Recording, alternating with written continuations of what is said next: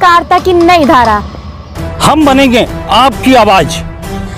हम हैं हर कदम आपके साथ। अगर कहीं अन्याय हो रहा है, किसी का उत्पीड़न हो रहा है, कहीं भ्रष्टाचार है, तो हमें बताइए। हम आपकी आवाज सरकार तक पहुंचाएंगे, सोए हुए प्रशासन को जगाएंगे। हम बनेंगे आपकी आवाज, हर जुर्म पर होगी हमारी नजर। नमस्कार, रिसेंटली न्यूज में आपका स्वागत है। मैं वर्तिका सक्सेना। आइए देखते हैं आज के मुख्य समाचार। यूपी के शाहजहांपुर जिले में फाइलेरिया के खिलाफ 10 फरवरी से अभियान चलाया जाएगा। इसके लिए स्वास्थ्य विभाग में एक मीडिया कार्यशाला का आयोजन किया गया। जिले के मुख्य चिकित्सा अधिकारी डॉक्टर आर.के. गौतम ने बताया कि 10 फरवरी से 27 फरवरी तक चलने वाले इस अभियान में स्वास्थ्य विभाग की कई टीमें घर घर जाकर फाइलेरिया के मरीजों को खोजेंगी और उन्हें इस बीमारी के खिलाफ जागरूक भी करेंगी। उन्होंने बताया कि स्वास्थ्य विभाग की टीमें अपनी आंखों के सामने मरीजों को दवाएं खिलाएंगी। सीएमओ ने बताया कि इस अभियान के तहत 9 लाख से अधिक लोगों को फाइलेरिया से बचाव की दवा खिलाई जाएगी। इसके लिए स्वास्थ्य विभाग ने अलग अलग लगभग 370 टीमें बनाई हैं, जो घर घर जाकर लोगों को फाइलेरिया की दवा खिलाएगी और इससे बचाव के लिए उन्हें जागरूक भी करेगी। मुख्य चिकित्सा अधिकारी डॉक्टर आर.के. गौतम ने बताया कि फाइलेरिया किसी व्यक्ति को केवल दिव्यांग ही नहीं बनाता, बल्कि उसकी मानसिक स्थिति पर भी बुरा असर डालता है।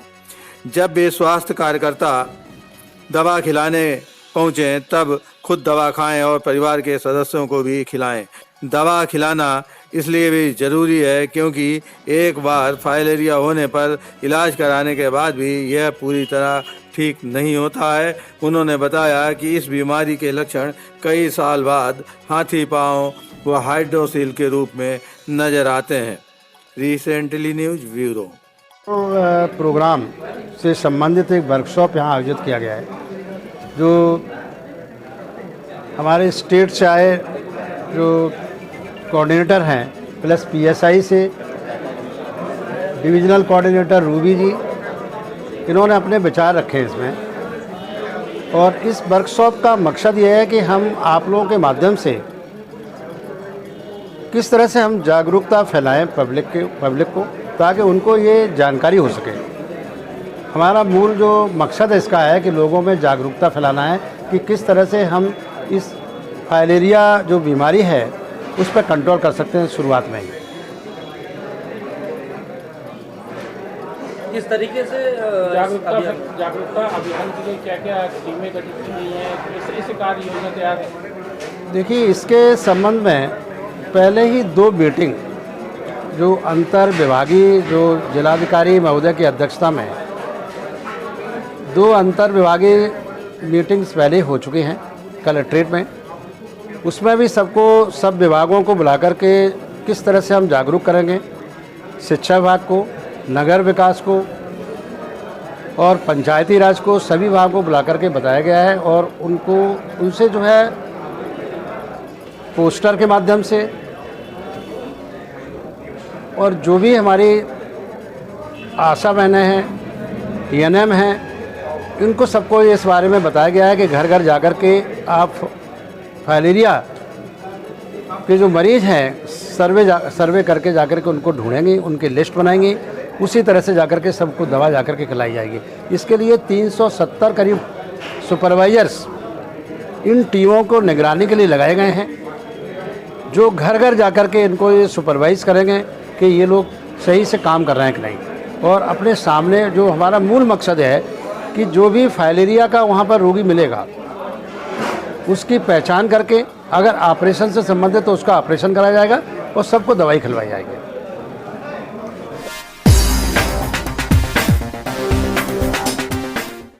प्रदेश के पिछड़ा वर्ग कल्याण राज्य मंत्री एवं शाहजहांपुर जनपद के प्रभारी मंत्री नरेंद्र कश्यप ने यहां पत्रकारों को संबोधित करते हुए प्रदेश व केंद्र सरकार की उपलब्धियों को गिनाया।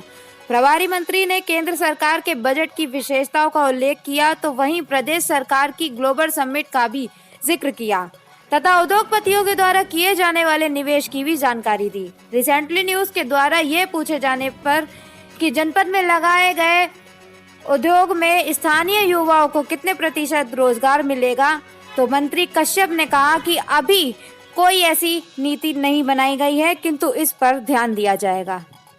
आपका पहला भ्रमण है प्रभारी मंत्री के तौर पे, इसमें क्या व्यवस्थाएं आप उम्मीद कर रहे हैं, क्या मिला और आगे क्या निर्देश दिएगा?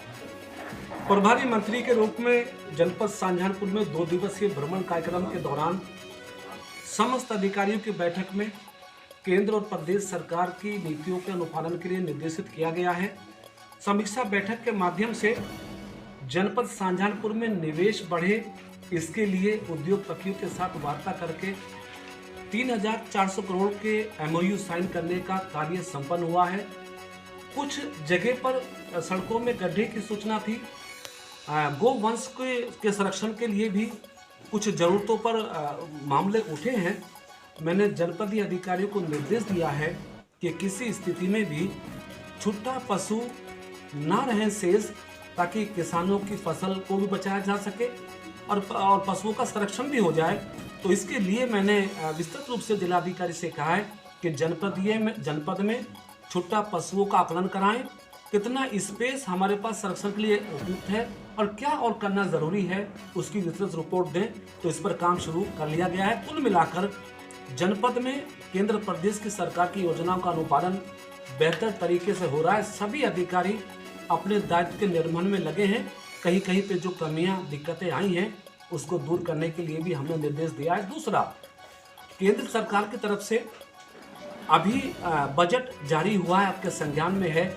देश के यशस्वी प्रधानमंत्री नरेंद्र मोदी जी के मार्गदर्शन में वित्त मंत्री सीतारमण जी ने देश में पहली बार भारी भरकम बजट यानी 45 लाख करोड़ का बजट देश के विकास को ध्यान में रखते हुए, सर्वांगीण संभावनाओं को ध्यान में रखते हुए जारी किया है। जिस बजट के माध्यम से हमारे उत्तर प्रदेश को बहुत बड़ा लाभ मिलने वाला है, क्योंकि इस बार केंद्र के बजट में उत्तर प्रदेश की हिस्सेदारी लगभग 1,83,000 करोड़ है, जो पहले बजट के सापेक्ष 40,000 करोड़ ज्यादा है। हम उम्मीद करते हैं कि केंद्र के बजट का उत्तर प्रदेश की जनता को लाभ मिलने वाला है।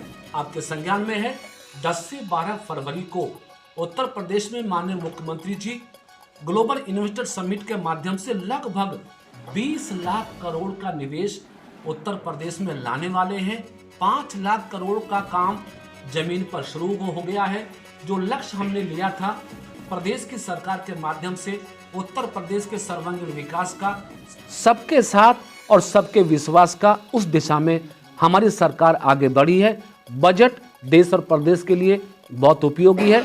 सरकार की योजनाओं का अनुपालन अच्छे से हो रहा है।